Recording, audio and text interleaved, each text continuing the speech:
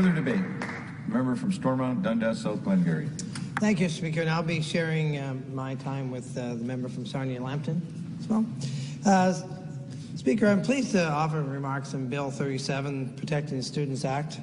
Teachers play a pivotal role in the child's development, and as a family with 4 teachers, I certainly hear the issues every day that they experience at work. I know the care and the time, the extra time they put in. There's no shortage of work and care that our teachers put in. But the public, and particularly and parents in particular, place an incredible amount of trust in the teaching profession, as students are incredibly impressionable, especially when they are very young. Teachers are regulated by the College of Teachers, a body that is tasked with ensuring the profession complies with the highest professional and ethical standards.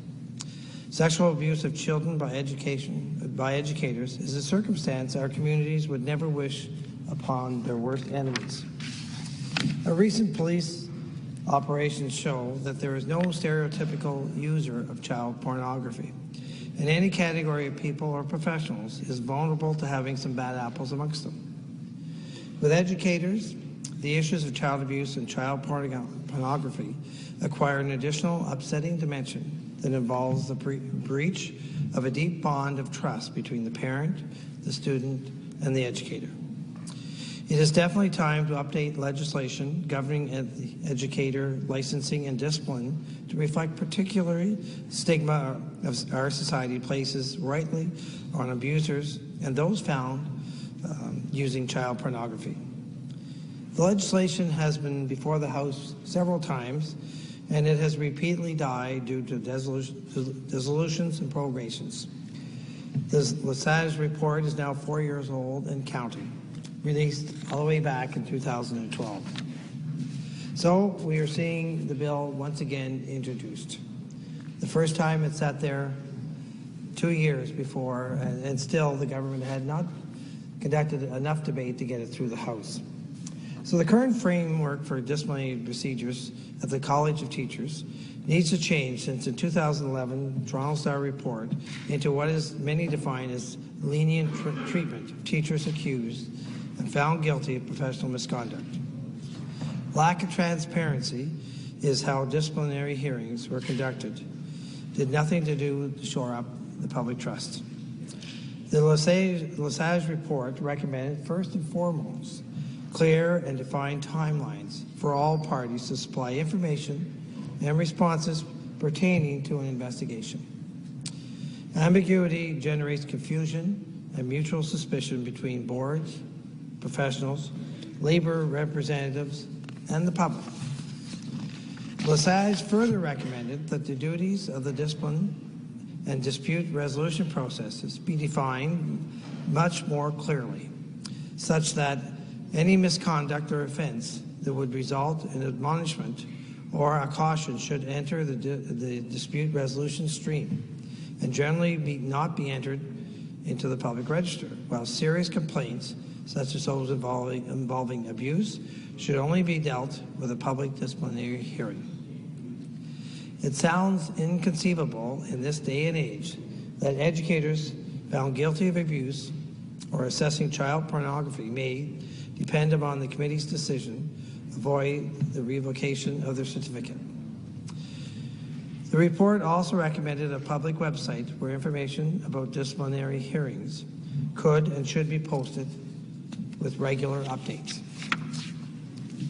The PC caucus and I will continue to insist on a similar system for the public access information to access information about educators and teachers who've had their certificate revoked for abuse or child pornography reasons. Reporting obligation and the framework to protect those who report potential instances of abuse have been recommended by the Baldwin Inquiry, amongst others. We must at times remember that our first and foremost obligation as both legislators and members of the public is to our children and preserving their well-being. Found guilty of abuse or of a child pornography offense should imply an automatic cancellation of your teaching privileges. No ifs, ands, or buts. The The PC Caucus would explore strengthening the bill and the protection of the public trust in teaching and education profession by calling on immediate leave without pay for those professionals accused of or being investigated for the acts of misconduct. Other regulated professionals already include protection for their members from frivolous and vexatious complaints, and it wouldn't take such a significant effort to transpose those principles into the College of Teachers. I'm sure most people here are familiar with the TV show Breaking Bad and the involvement in the drug trade. Under this bill, such offenses would fall through the cracks. We hold teachers and educators to a higher standard of professional conduct, higher than other members of the general public, exactly due to the amount of trust we place in them. The regulatory bodies charged with enforcing professional conduct, codes of conduct, and professional discipline should therefore be timelessly committed to the principle of transparency in their operations. There are no benefits to secrecy in self-regulating profession that affects our children. But Speaker, I see the government has titled this bill the Protecting Students Act. And I think there were some comments made before by the member of the third party that talked about some of the issues that we were seeing in schools. And really wonder about this bill, you know, if it's really going to hit the mark in protecting our students in all areas. And I go back, you know, there's also needs to be, a member from on this side brought up protection for the teachers as well. We want to make sure that this does not become a witch hunt. We want to make sure that that the educators also get a fair hearing. I know that in our own writing, not too long ago, we were submitted to an inquiry that looked at the possibility of a conspiracy in sexual abuse. After $60 million being spent by an inquiry and over many years, it came to the result that although that there's been sex abuse instances in our writing, as there is all over the province, and it highlighted the fact that this is a common problem, right, not only across our province but across the country. So we need to put special cautions and protections in for our children, some of the that are covered in this bill, because it is important, and it did show also the I guess the concern in the public, and you want to make sure that both sides are receiving a fair hearing, and it's not just another witch hunt. And that there's access to affordable legal services. Protecting students, the member from Bramalea-Gore Mountain made some good points about Liberal government and the mismanagement of this important file, and we want to make sure that they get this file right. Another issue related to the protection of students, I know my own riding and the neighboring ridings in the Upper Canada School Board, we see change in system where we're looking at busing students over long distances to large schools. And I wonder, is that, in the spirit of this bill, is that another area where we're failing our children?